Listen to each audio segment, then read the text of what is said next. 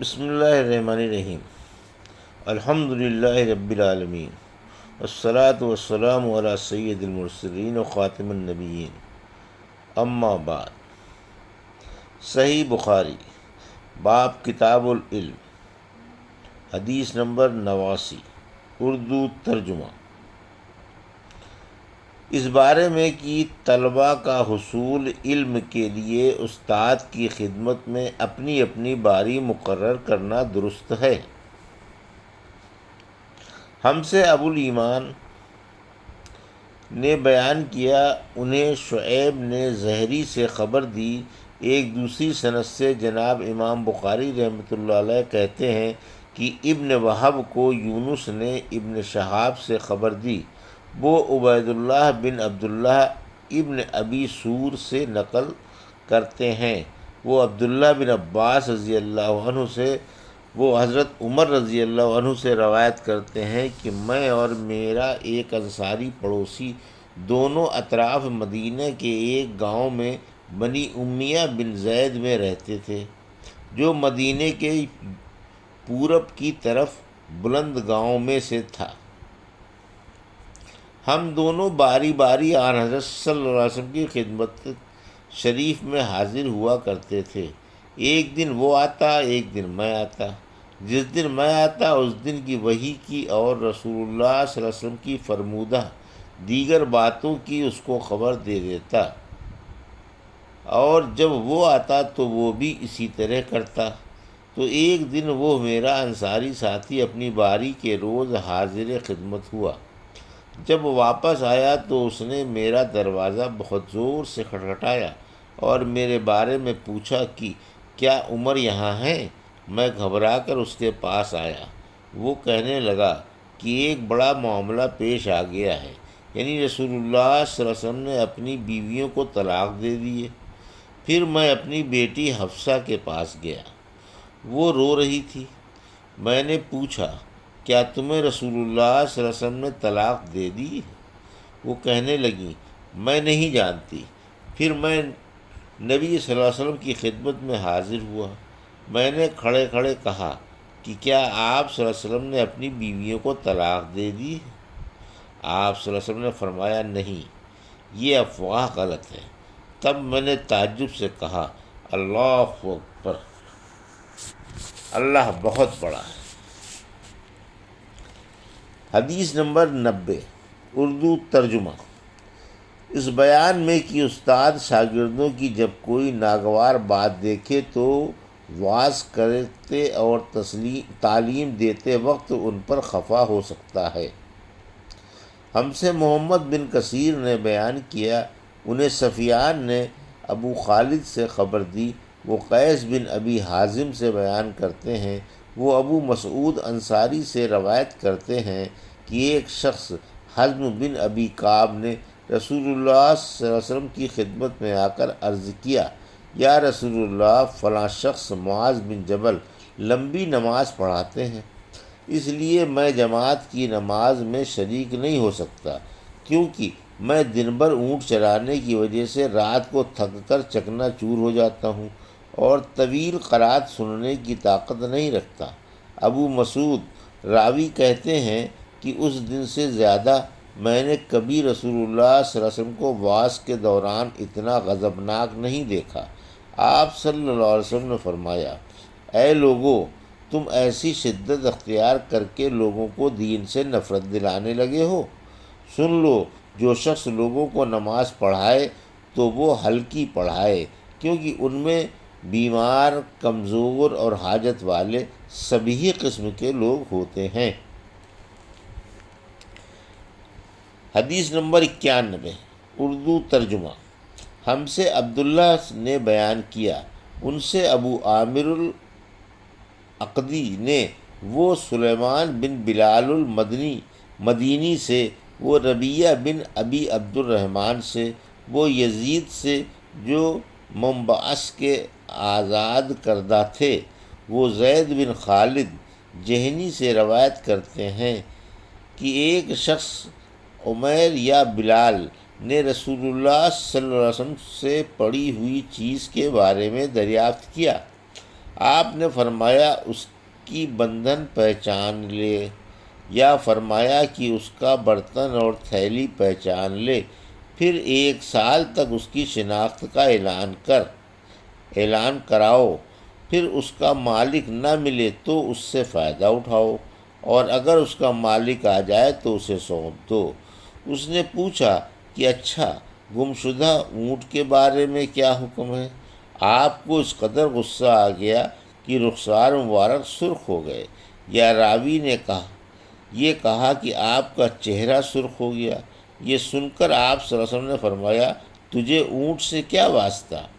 اس کے ساتھ خود اس کی مشق ہے اور اس کے پاؤں کے سم ہے، وہ خود پانی پر پہنچے گا اور خود پی لے گا اور خود درخت پر چڑھے گا، لہذا اسے چھوڑ دو یہاں تک کہ اس کا مالک مل جائے۔ اس نے کہا کہ اچھا، گمشدہ بکری کے بارے میں کیا ارشاد ہے؟ آپ صلی اللہ علیہ وسلم نے فرمایا، وہ تیری ہے یا تیرے بھائی کی، ورنہ بھیڑیے کی غذا ہے۔ حدیث نمبر 92، اردو ترجمہ۔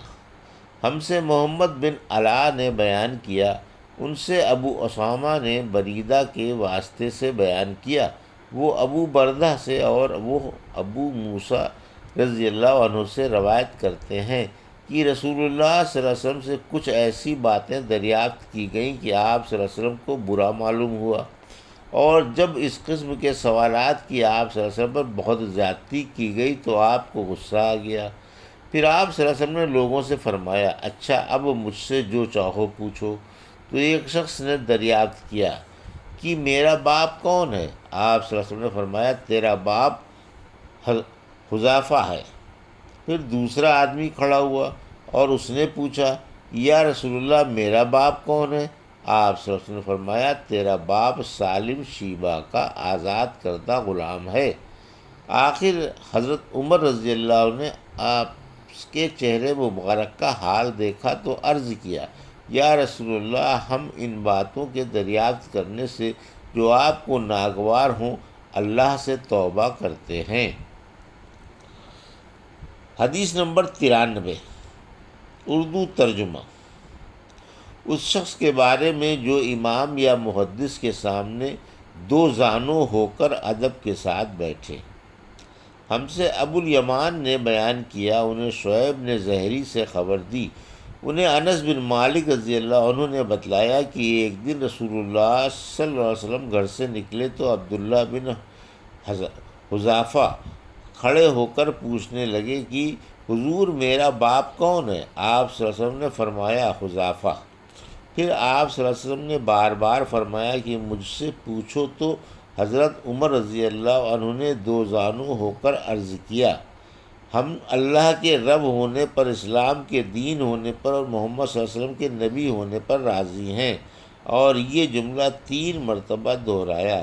پھر یہ سن کر رسول اللہ صلی اللہ علیہ وسلم خاموش ہو گئے۔ حدیث نمبر 94، اس بارے میں کہ کوئی شخص سمجھانے کے لیے ایک بات کو 3 مرتبہ دہرائے تو یہ ٹھیک ہے۔ چنانچہ رسول اللہ صلی اللہ علیہ وسلم کا ارشاد ہے، اس کو 3 بار دہراتے رہے، اور حضرت ابن عمر رضی اللہ عنہ نے فرمایا کہ نبی صلی اللہ علیہ وسلم نے فرمایا کہ میں نے تم کو پہنچا دیا۔ یہ جملہ آپ نے 3 مرتبہ دہرایا۔ ہم سے عبدہ نے بیان کیا، ان سے عبد الصمد نے، ان سے عبداللہ بن مسنہ نے، ان سے ثمامہ بن عبداللہ بن انس نے، ان سے حضرت انس رضی اللہ عنہ نے بیان کیا، وہ نبی اکرم صلی اللہ علیہ وسلم سے روایت کرتے ہیں کہ جب آپ سلام کرتے تو 3 بار سلام کرتے، اور جب کوئی کلمہ ارشاد فرماتے تو اسے 3 بار دہراتے، یہاں تک کہ خوب سمجھ لیا جاتا۔